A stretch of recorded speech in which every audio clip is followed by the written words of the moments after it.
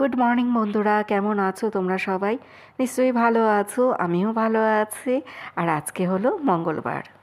একটু আগে কৃপা অর্জুন দুজনেই পরীক্ষা দিতে চলে গেল। ওরা দুজন চলে যাওয়ার পরে আমি এই দুপুরে রান্নাবান্নার কাজকর্মে হাত দিলাম। লাল শাকটা কেটে নিচ্ছি, আজকেও লাল শাক রান্না হবে। সোমবার দিন না জানি রোববার দিনও লাল শাক রান্না করেছিলাম, আজকেও লাল শাক করতে হবে।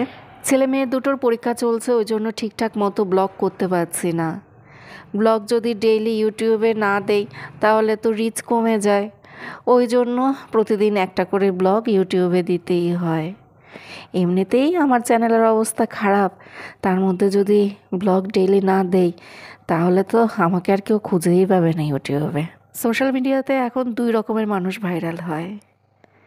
এক রকমের মানুষ হলো যাদের সত্যিকার অর্থে ট্যালেন্ট আছে তারা, আর যারা এইসব সোশ্যাল মিডিয়াতে ছ্যাবলামো করতে পারে তারাই ভাইরাল হয়। আমাদের মতো যারা মাঝামাঝি আছে তাদের কোনো কিছুই হয় না।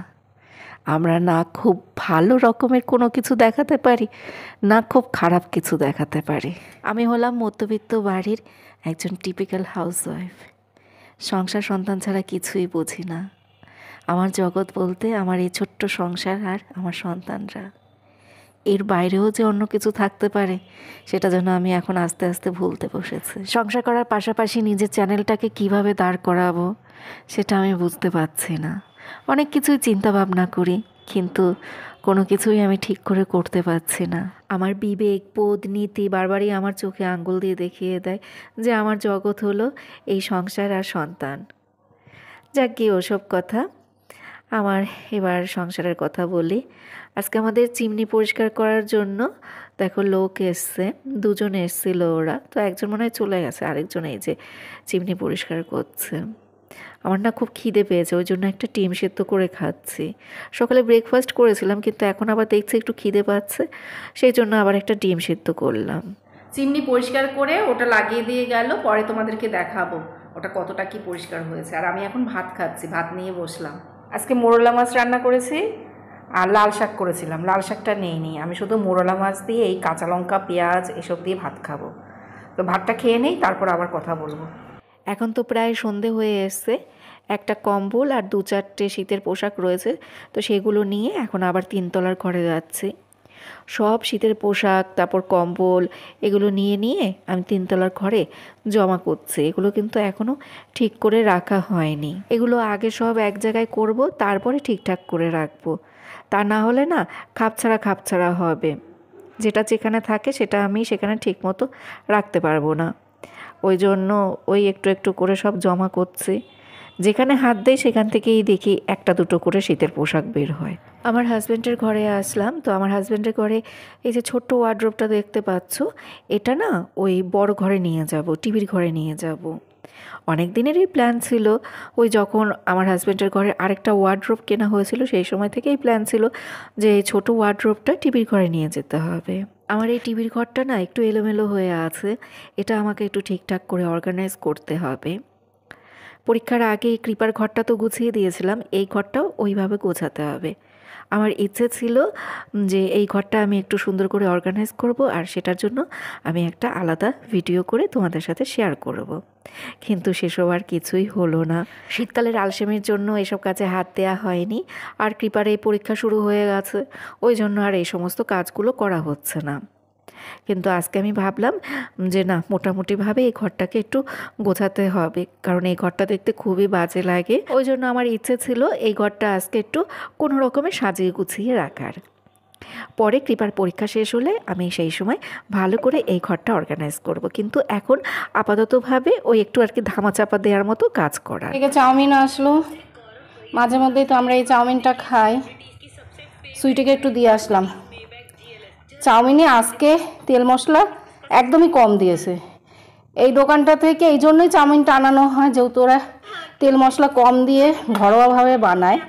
আমাদের কখনো কারো শরীর খারাপ করেনি এই চাউমিন খেয়ে, কিন্তু আজকে দেখছি তেল মশলা একদমই কম, কেমন শুকনো শুকনো লাগছে, মনে হচ্ছে যেন চাউমিনগুলো সেদ্ধ করে দিয়েছে।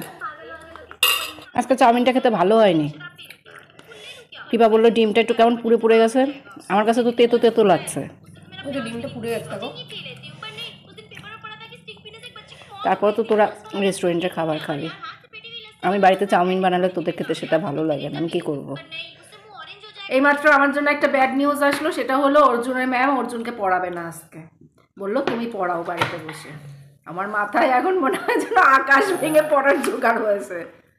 আমি তো এই ঘরটা ভাবছিলাম গোছাবো। 1 2 নম্বর, আমার এখন অবধি ঠাকুর পুজো দেওয়া হয়নি। আমি ভাবলাম অর্জুন পড়তে চলে যাবে, তারপর আমি ধীরে সুস্থে ঠাকুর পুজো দেবো, এই ঘরটা গোছাবো, আমি একটু নিশ্চিন্তভাবে ঘরের কাজ করব। ও তো 10টার আগে আসবে না, এরকম একটা আমার মনে ধারণা ছিল। ব্যাস হয়ে গেল। এবার অর্জুনকে বসে বসে পড়াতে হবে। আমার ঠাকুর পুজো হয়নি, আমি এখন নিচে গিয়ে আগে ঠাকুর পুজো দেবো, আসার সময় ওর বই খাতা নিয়ে আসবো, তারপর ওকে পড়াবো। এই ঘরের যে কি বাজে অবস্থা হয়ে রয়েছে, ওই ঘরটার অবস্থাও খারাপ হয়ে রয়েছে। যেই ঘর থেকে ওই আলমারিটা আনলাম, ওই ঘরেও সেই কতগুলো জামা কাপড় রয়েছে। ভাবছিলাম এগুলো সব আমি গোছাবো, ঠিকঠাক করব। এখন অর্জুনকে পড়াতে হবে, আর কোনো দিকে কিচ্ছু তাকাতে পারবো না। যা যেরকম আছে সেগুলো সব সেরকমই এখন পড়ে থাকবে। 9টা বাজে এখন, অর্জুনকে আমি কিচ্ছু পড়াতে পারিনি। অর্জুন যেই পড়তে বসলো অমনি তার ঘুম পেয়ে গেল, সে ঘুমিয়ে পড়লো। ও লিখছিল, লিখতে লিখতেই ঘুমিয়ে পড়েছে। সেই পেন হাতে ছিল, আর খাতাটা ওই মাথার উপরে, না খাতা মাথার উপরে ছিল না, খাতার উপরে মাথা ছিল, সেইভাবেই শুয়ে পড়েছে। 7টার সময় ও ঘুমিয়ে পড়লো। তো আমি ভাবছিলাম 8টার সময় ডেকে দেবো। 8টার থেকে সেই ডাকাডাকি শুরু করেছি। সে ঘুম থেকে উঠলো এই 9:45টার সময়। এবার উঠে এখন সে আলস্য কাটাচ্ছে, ওই মোবাইল দেখছে। বলে মা দাঁড়াও, পড়তে বসছি, একটু ঘুমটাকে কাটিয়ে নিই, এইসব বলছে, বুঝতে পেরেছো? তো ও যখন ঘুমাচ্ছিল সেই সময় আমি নিচের ঘরে গিয়ে ঠাকুর পুজো দেওয়া, ভাত রান্না করা, তারপরে এঁটো বাসন মাজা, এই সমস্ত কাজগুলো করে রেখে এসেছি। এখন আবার আমি নিচে গিয়েছিলাম। এখন নিচে গিয়ে ওই নিজের ঘরে দরজা জানলাগুলো সব আটকে দিয়ে এসেছি, গেটে তালা দিয়ে এসেছি, আমার বর যাতে তালাটা খুলে ঢুকে যেতে পারে, ও আসলে যাতে আর নিচে না যেতে হয়। আমি আর মনে হয় নিচের ঘরে যাব না, এরপর কৃপাই যাবে। সমস্ত খাবার দাবার রেডি করাই আছে, ওই কৃপা খাবারটা নিয়ে চলে আসবে, আর বাদ বাকি যা আছে সেগুলো সব ফ্রিজে ঢুকিয়ে দেবে। ওর বাবা তো আজকে রাত করে আসবে, আমার মনে হয় বাড়িতে ওর বাবা ভাত খাবে না, তো সেই জন্য আর আমি নিচের ঘরে যাব না। যদি ওর বাবা ভাত খায় তাহলেই আমি নিচের ঘরে যাব। এখন এই ঘরে এসেছি আমার বরের বিছানাটা করে দিতে, মশারিটা করব, আর এই যে জামা কাপড় সব নিয়ে যাব, এগুলো আমি ওই ঘরে বসে বসে ভাঁজ করব, অর্জুনকেও পরাবো আর এই জামা কাপড় ভাঁজ করার কাজটাও করব। তো আমি এখন এই ঘরে মশারিটা করি, মশারিটা করে রেখে যাই। এই দেখো আমার বর এখন কত ভারী কম্বল গায়ে দিচ্ছে, এই কম্বলটা কিন্তু খুব ভারী। সারা শীতকাল ধরে আমাকে নিয়ে ব্যঙ্গ করলো, আমার ঠান্ডা ঠান্ডা এসব বলে ব্যঙ্গ করলো। শীত চলে গেছে, এখন সে ওই ভারী কম্বল গায়ে দিচ্ছে। ওটাকে আমি রোদে ফোদে দিয়ে তুলে রেখে এসেছিলাম, আবার ওটাকে নামাতে হয়েছে। গুড মর্নিং বন্ধুরা, আজকে হলো বুধবার। কালকে রাতে তো আর ব্লগ করিনি, অর্জুনকে পড়াতে হয়েছে রাতের বেলাতে বাংলা। অর্জুন তো বাংলা একদমই পড়তে চায় না, বাংলা পড়ার সময় খুব কান্নাকাটি করে, একদমই পড়তে চায় না। ম্যামের বাড়িতে গিয়েও খুব কান্নাকাটি করে, আমার কাছেও তাই করে। অন্যান্য সাবজেক্ট যা হোক তা হোক করে একটু পড়া করে নেয়, কিন্তু এই বাংলাটা একদমই পড়তে চায় না। ওর আগামীকাল বাংলা এক্সাম। কালকে যদি ম্যাম সন্ধেবেলায় অর্জুনকে পড়াতো তাহলে খুব ভালো হতো, আমার ঘরের কাজটাও ঠিকঠাক মতো হয়ে যেত, আর অর্জুনের বাংলা পড়াটাও কমপ্লিট হতো। রাতের বেলার দিকে টুকটাক অনেক কাজই আমাকে করতে হয়েছে ওই ঘরটা একদম এলোমেলো হয়েছিল, তো অর্জুনকে লেখাপড়াও করিয়েছিলাম, আবার রাতের বেলার দিকে ওই ঘরটা একটু গোছগাছও করে রেখেছি। এখনও ভালো করে গোছানো কমপ্লিট হয়নি, ওই কোনো রকমে একটু করে রেখেছি, পরে আবার ওটা ঠিকঠাক করে গুছিয়ে রাখবো।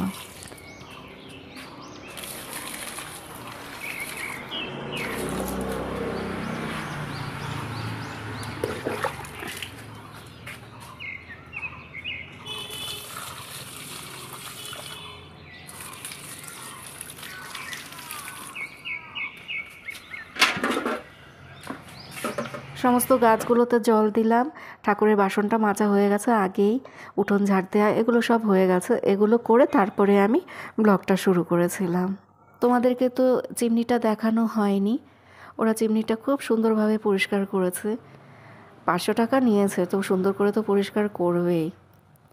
আগে তো মাঝে মধ্যে আমি এই চিমনিটা পরিষ্কার করতাম, এই যে খাঁচা মতো দেখতে পাচ্ছ, এগুলো আমি খুলে তারপর পরিষ্কার করতাম, কিন্তু এখন আর সেটা হয় না। কারণ আমাকে অনেকে বলল যে নিজেরা পরিষ্কার করলেও বছরে নাকি 2বার করে লোক দিয়ে পরিষ্কার করাতে হয়, ওরা খুব ভালো করে পরিষ্কার করে। ওই জন্য আর আমি কষ্ট করে এখন আর চিমনি পরিষ্কার করি না।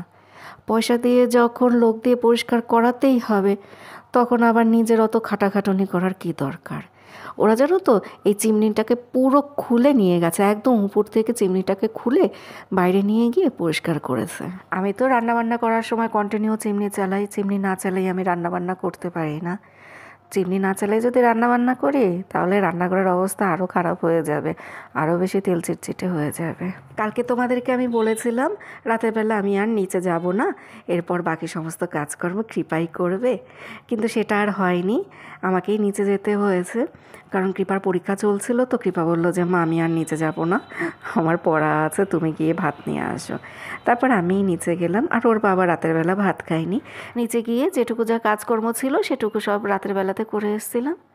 আমার স্নান পুজো দেওয়া কমপ্লিট, এখন ডালে ফোড়ন দিচ্ছি। কৃপা তো আবার খেয়ে দিয়ে পরীক্ষা দিতে বের হবে। তাহলে বন্ধুরা আজকের ব্লগটা এই অবধিই থাক। ছোট একটা ব্লগ হয়েছে, কী করব বলো, ছেলে মেয়ে নিয়ে তো এখন ব্যস্ত আছে, ওই জন্য আর ব্লগগুলো আমি ঠিকঠাক করে করতে পারছি না। তোমরা সবাই ভালো থেকো বন্ধুরা, সুস্থ থেকো, সাবধানে থেকো, টাটা বাই বাই। আবার আগামীকাল দেখা হবে।